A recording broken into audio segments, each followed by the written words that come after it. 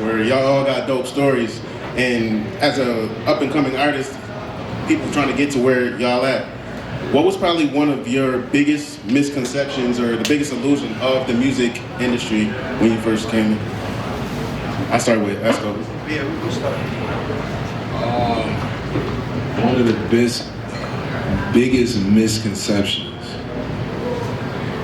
I think, I don't know, I had an interesting progression with the music. Like, I was always too early or like kind of late. You feel me? Like I would do things very early that would be just like something I would be interested in, whether it's a sound that I'm trying to play with or the way we transition songs or the titling, just something with the music for what I can experiment with. And then like, kind of leave it to the side, because again, I always did my art for life more than for like the progression of it until I got older, until I started seeing the value. And then like, I came up in a time where everything I did was right before it popped on the internet, just because the internet was kind of growing. So like, even the ways of like how social media was like used to like kind of promote something, it wasn't tangible at the times where I had the wherewithal to do it. So then when I would double back, it would be either late or I'd just be in my own space. So I kind of navigated my own lane, and from that, it allowed me to stay in my own conception of what I felt, which was like, I like doing music for what I like doing music for. I'll do business when it's time to do business. I think the biggest misconception is like connections. Like, it's, at the end of the day, it's like real people and then it's business people. Then you got some people that just ain't real. But for the most part, for me, I've met, and like LA, as y'all can all attest, like I've been to LA from both sides of LA, where it's like the real side and then there's the Hollywood side. You feel me? And like, that's a skill of its own that like, we in Buffalo, we don't have to go through that lens because nobody really know how, like no one's over the hump. So it's like, we kind of all live in our own illusion of what it is because nobody has defined what exactly it is. But like going out of town and traveling, it showed me like, okay, I'm born from a real place so I can find real people. And I feel like the biggest misconception as I'm talking through is a lot of people think they gotta like code switch to like fit into the industry, and it's like you could find people that's like-minded. You feel me? It's just what type, you know, what are you playing? Are you playing the business side? Are you playing the real side? And either way is cool. Like get your money or do what you gotta do. I ain't, you know, encouraging or discouraging anybody in a path, but I just say from my experience, it's been like people think like the industry is all fake. And it's like, nah, you get some real people. Like, I came out here on some real love. Like, cause I got real love for Brandon and what he doing. You feel me? Same reason why I'm here, in a different light. And then you got the Hollywood shit where you go in and it's like, I wanna be your friend cause I'm trying to get on. I'm trying to get your light and stuff like that. So I feel like you just gotta know where you stand and where you wanna stand around. So I feel like that was something I had to learn outside. I think the biggest misconception for me was really like the time that it takes, really. I was told a lot, like when I was younger, that there's artists that are grinding for 10 plus years and it could take 10 plus years. And to me, being a young kid, I'm like, yeah, no, I'm ready to go right now. And that's how everybody is. They're ready to go right from the jump. But now being in it 10 plus years, it's like, that's exactly what it takes. It takes that time. It takes that time to really figure out who you are as an artist and where you're really trying to go. And that's what I learned from the most, is really putting in that grind, putting in that work, trying your hardest, and navigating through all the different changes that come with the music business, because it's like an everlasting change through the music business. There's all these different apps, there's all these different moments that you gotta catch, and you might think that you're at your peak at some point, and you wanna ride that out as long as you can, but really I feel like it's adapting and really reinventing yourself through all of that stuff.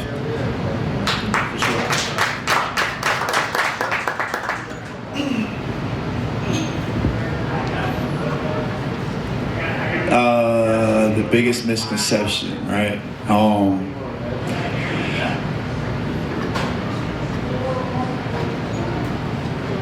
You think that when you get these plaques and when you get these awards, that things change, and they do. They do for sure. Specific doors open and whatnot. But let's talk about the Grammy for a second. I was 18, 19, like 18, 19 years old. I never wrote a song for anybody else. That was probably the first record that I like really wrote for anybody else. Went to the Grammys, I brought my mom. I'm around all these celebrities, celebrity after celebrity after celebrity. My mom did not know how to act at the Grammys. I'm like, Mom, please act like you've been here, okay? Yeah.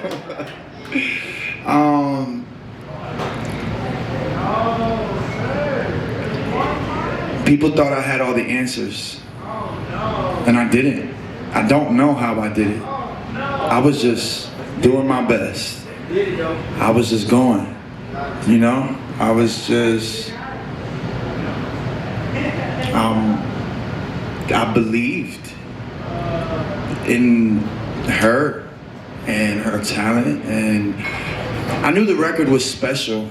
I didn't expect anything because my music career was doing well, but I wasn't collecting any of my money. I had all these followers, but I was broke as fuck. I got 100 and whatever thousand followers, but I got $5 in my bank account. If all of my followers sent me $1, I'd probably be doing a lot better. You know what I'm saying? So I think the biggest misconception is thinking that just because someone has something don't mean they know something. Maybe God put them in that position for a specific reason, and only God knows that reason. And this person might think they know the reason as well, and they might think they're super uber talented, but my message is really just to tell y'all that y'all are just a chance away, a fuck it away from everything that you think you want. And I guess that's another thing. Like, there's a lot of things that you think you want, and until you have it and you're ready for more, and you're just taking all this time not necessarily appreciating every moment and success that is coming your way because you want to do so much better. And I do want to speak to men specifically, right? Because a lot of us don't really have real father figures and like male role models, you know? A lot of us don't really have that. And I'm not counting the women out at all, because there's a lot of women that go through the same thing. But for men specifically, I do want to say, like, just go and get it on your own time. It's cool to be cool. I was just telling my man that. It's cool to be humble. It's cool to learn. You know, I think a lot of our role models nowadays are all these gangsters and fucking everybody who's just rude as fuck for no reason. And you're only gonna attract the same people, and they're gonna take you the wrong ways. Even though they might have all the jewelry and everything you think you want. That's that think you want shit I'm talking about. I would never trade my closet for nobody else. This closet. I love my closet, how it is, as imperfect as it is, as it was, and all that. But yeah, walk in your own shoes and enjoy your own path, you know? And take your own time to really like do this thing. Yeah, that's pretty much it.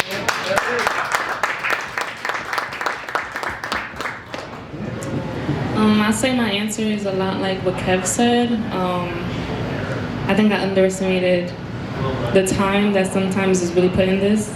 When you know you're talented, when you know you have something to offer, I feel like, you know, sometimes you get impatient. The reality is, you know, you feel like, is people not hearing, you know, my song, or why am I not getting these opportunities that I feel like, you know, I should be at or whatever. I'm laughing because when I was 16, I did the Apollo, again, I did not know nothing about the industry, and I feel like when I was making those singing videos and stuff, I went from like 0 to Apollo Theater. And again, I learned what Apollo Theater was from other people. I didn't know how big Apollo was. So when people are telling me like, you're singing at the Apollo and you're gonna be on Fox 5, I'm like, oh, I'm famous. Like, it's lit, like, I made it. So I'm in high school, not liking my high school, by the way. And my mom literally served my principal because it was a time, there was a time he was telling my mom, I guess I was causing commotion or whatever, with outfits and thinking, you know, like, oh, like I don't need college no more, like I'm about to be the next whatever the heck. It was horrible. But my mom had to serve literally my principal because I was like, just over with school. That's a whole other story, but over with school, and he was quite frankly bullying me.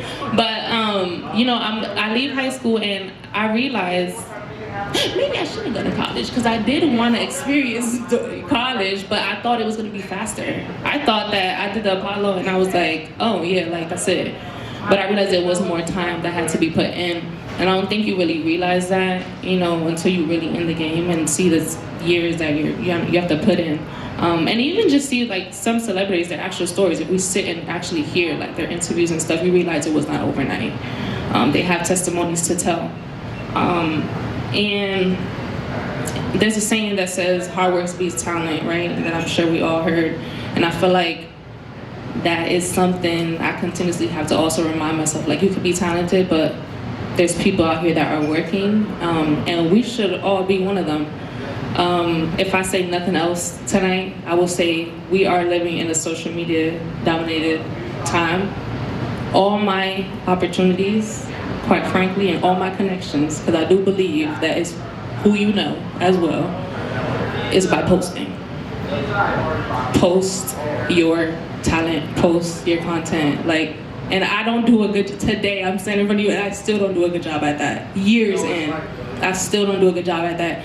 But come out of your comfort zone, post your content, because everything, every room I've been in, every opportunity have been given, every person that I've spoken to, everything has been literally God first, but off of literally my content on social media. So, and yeah, working hard, exactly, working hard.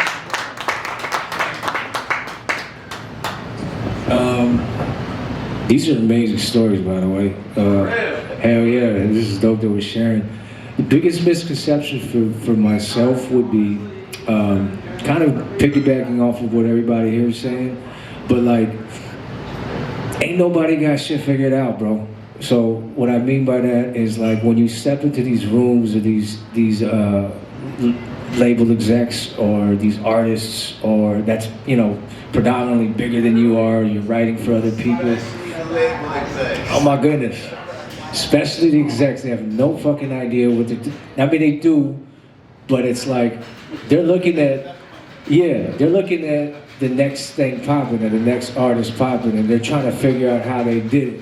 But the thing is you can't replicate originality and authenticity, right? So a lot of the artists that I feel, you know, just like the artists that you see up here and yourselves, and, or, you know, the artists you see on the charts and all that stuff, none of them got this shit figured out. This shit is ever changing.